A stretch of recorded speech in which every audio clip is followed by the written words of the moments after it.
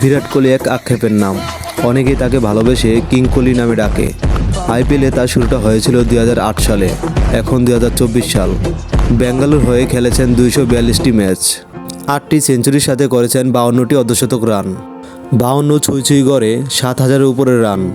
ব্যক্তিগত এত অর্জন, ভক্তদের কাছে রাজা বনে যাওয়া কিং কোহলি। তার শেষ পরিণতিটা হবে কি মুকুটবিহীন রাজায়?